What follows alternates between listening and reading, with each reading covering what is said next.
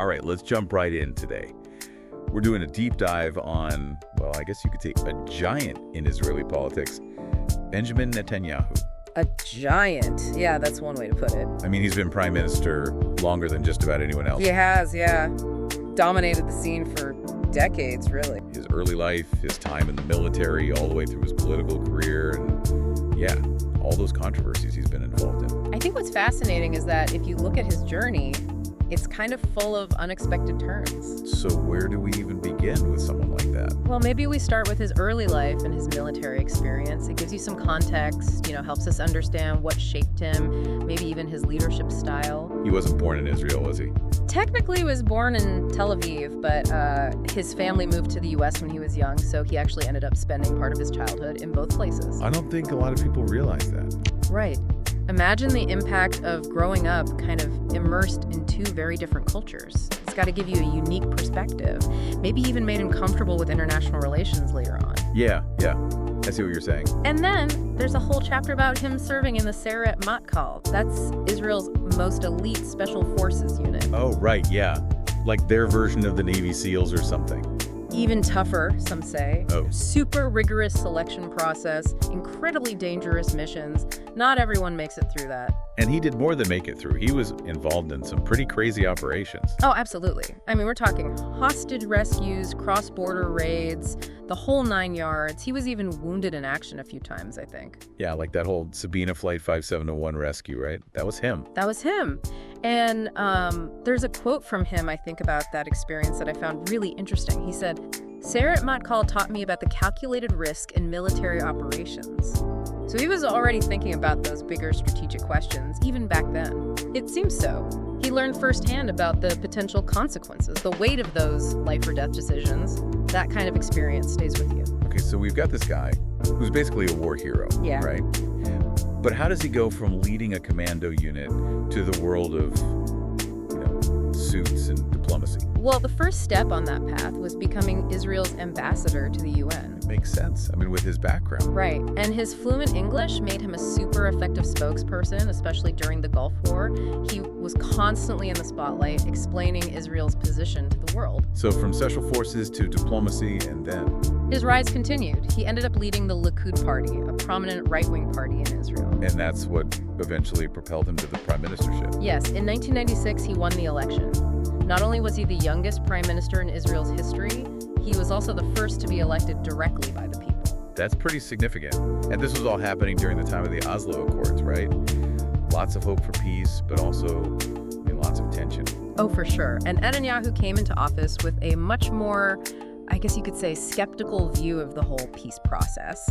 He wasn't convinced that it would actually deliver security for Israel. Wasn't he worried about making too many concessions to the Palestinians? Exactly. He felt strongly about that. And his first term saw the peace process slow down considerably. Does it coincide with those horrible Hamas suicide bombings? It did. A wave of those attacks really shook Israel to its core, and I think had a big impact on Netanyahu's approach. It's got to make you rethink things, right? Especially with his background. For sure. I mean, here was a leader who'd spent years combating terrorism. He understood the brutality of it better than most. These weren't just isolated incidents. They really undermined the foundation of the Oslo Accords, reinforced Netanyahu's security first stance. And then there was that whole incident with Khaled Mashal. Yes. That one really highlights the incredible risks Netanyahu was willing to take.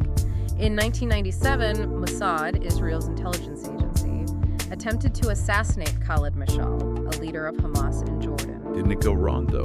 It did, yeah. The mission went sideways, triggering a major international crisis. King Hussein of Jordan was furious, right? Absolutely furious. Netanyahu was in a really tough spot. What happened? How did they resolve it? He had to make some major concessions. I mean, he ended up handing over the antidote to the poison that was used in the assassination attempt. He even released a bunch of Palestinian prisoners. Wow, just to get the Mossad agents back. Just to get them back. High-stakes diplomacy, for sure. But it shows you the tangled web of the Israeli-Palestinian conflict and just how far each side was willing to go. It also shows you a bit about Netanyahu, though, right? Yeah. His ability to navigate those tricky situations. Absolutely. Even under intense pressure, he was able to find a way out. It's pretty clear how all those early experiences really shaped his thinking, his worldview. Yeah, you can definitely see the through line. But, his career didn't end after that first term, did it? He ended up coming back to power. He did, yeah.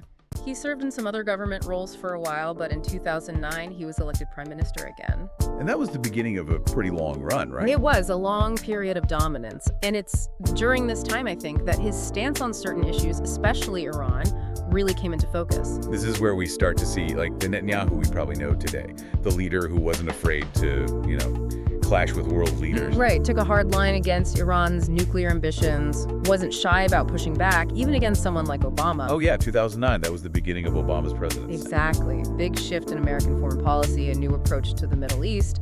And Netanyahu, with his, strong security focus, his skepticism about Iran, he often found himself at odds with the Obama administration. I remember that speech he gave at the UN in 2012, the one where he literally drew a red line on a diagram of a bomb. Oh, yeah, that was a bold move. Yeah. Talk about drawing a line in the sand. Some people loved it. They saw it as this, much-needed warning. But others, they thought it was a dangerous provocation. It definitely solidified his image, though. The leader who would stand his ground, even if it meant going against the grain. But those strong stances, they often came with some baggage, didn't they? All those criticisms about, his comments on the Holocaust and, the company he kept on the world stage. There were definitely controversies. In 2015, he made those remarks about the Grand Mufti of Jerusalem and his supposed role in the Holocaust. That sparked a huge backlash. Yeah, historians, world leaders, even Angela Merkel pushed back pretty hard on that one. It was a sensitive issue, and those comments definitely didn't help. And his ties to figures like Berlusconi and Orban. Right, leaders with their own, let's say, baggage. It raised eyebrows for sure, but it reinforced the perception of Netanyahu as someone who, played the game, made strategic alliances, even if they were a bit controversial. It's interesting, though. He seems to evoke such strong reactions, both positive and negative.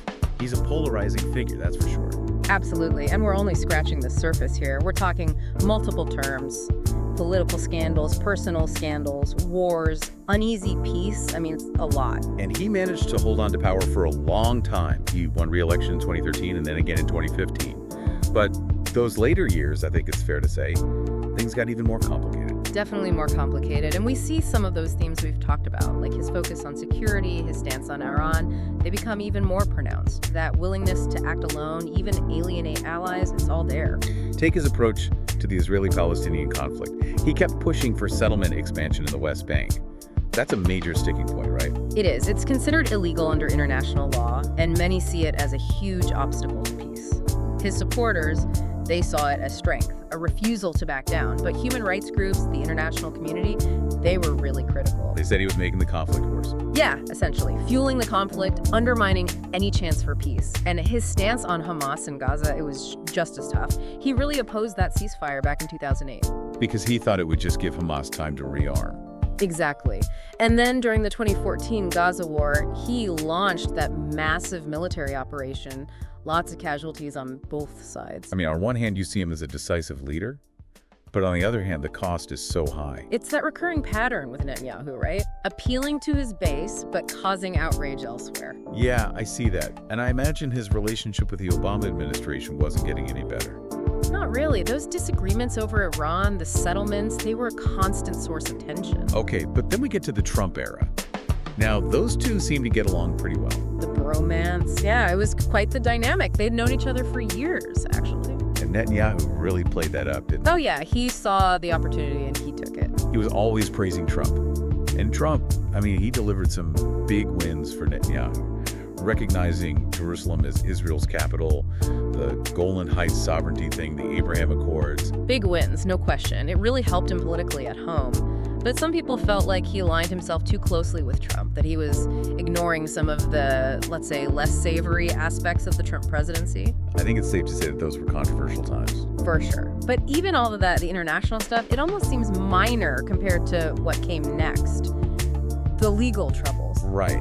Because that really changed things, didn't it? It did. In 2019, he was indicted on charges of bribery, fraud, breach of trust. It was unprecedented in Israel. A sitting prime minister facing criminal charges. Exactly. And it stemmed from those investigations into his dealings with, media moguls, wealthy businessmen. So what was the gist of the accusations? They said he was accepting lavish gifts, doing favors in exchange for preferential treatment. And his response? He denied everything, of course.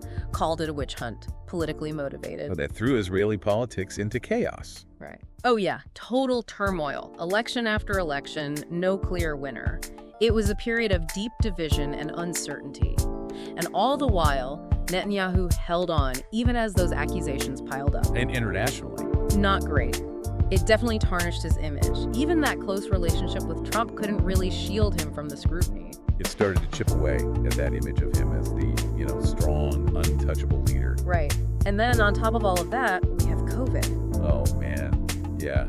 The pandemic. How could we forget? It was a test for every world leader, and Netanyahu was no exception. Initially, he was doing pretty well, wasn't he? Yeah, at first. Israel implemented those strict lockdowns, had a really quick vaccination program. But as the pandemic dragged on, criticism grew. People started pointing fingers at the economic fallout, the government's communication. and there were those accusations that he was using the pandemic to, hold on to power, avoid those legal problems. There were. He put restrictions on protests, and that didn't go over well with a lot of people.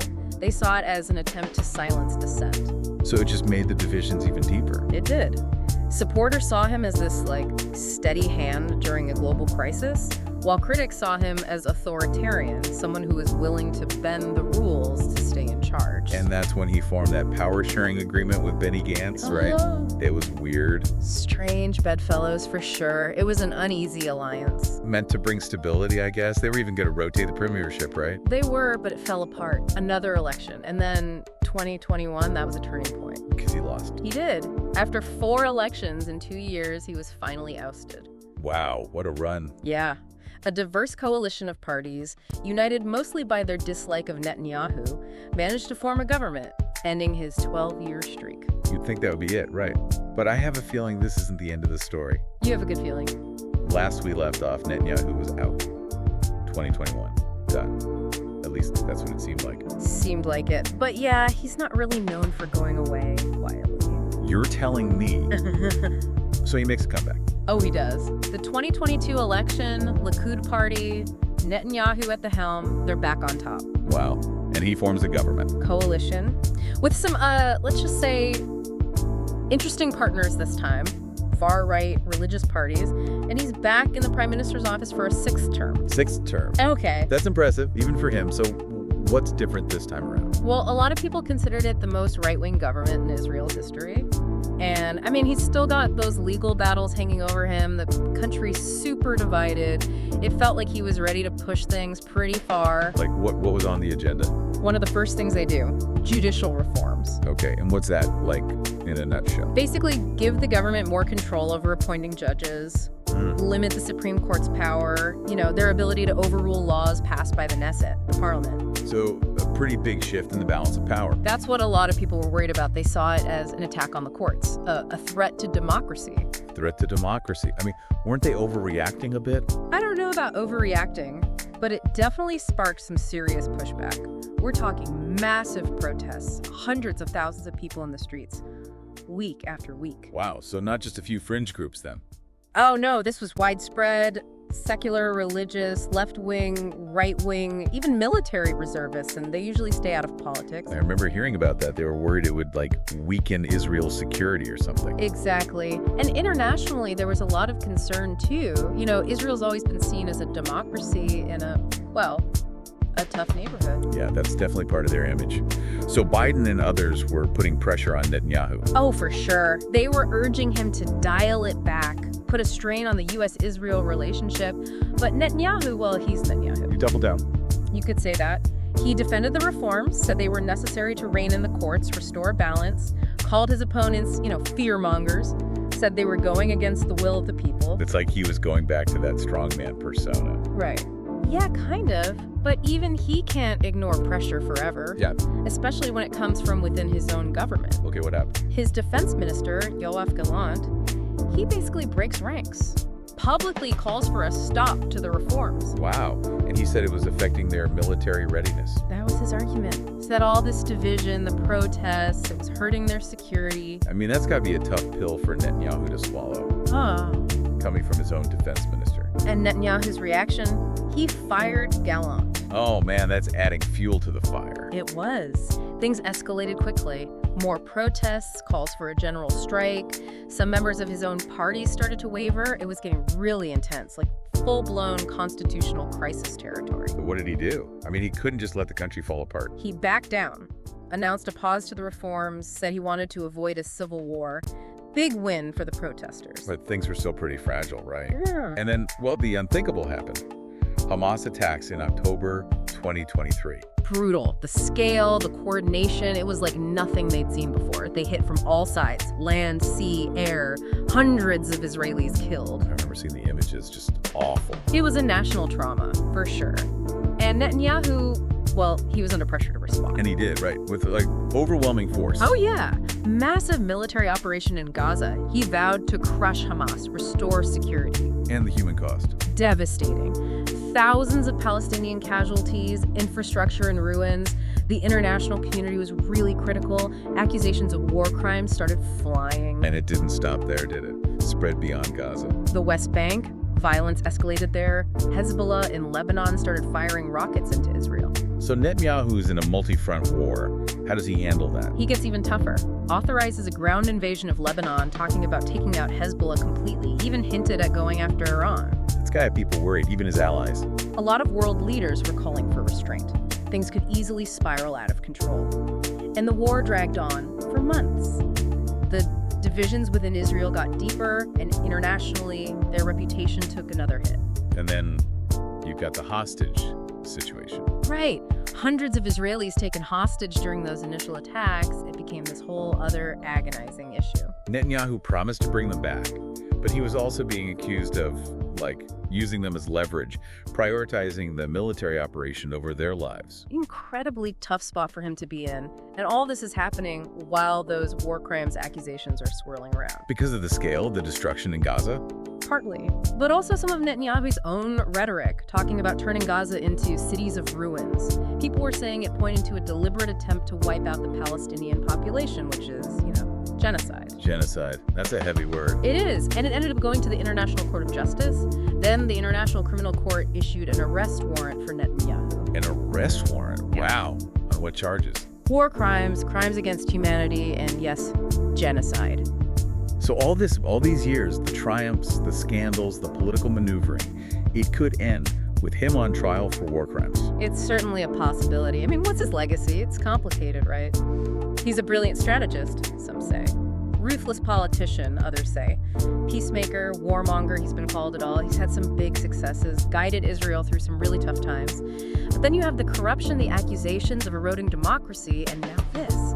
It's a lot to unpack. It really is. It kind of makes you think, doesn't it? Yeah. About power, about accountability, about the terrible human cost of these conflicts. Absolutely. It's a reminder that no one's above the law and that even the most powerful people can face consequences for their actions. It's a story that leaves you with more questions than answers. But I think that's fitting for someone like Netanyahu. Yeah. He's a figure who defies easy categorization. He does. And on that note, we'll leave it there for today. Thanks for joining us for this deep dive into the life and times of Benjamin Netanyahu.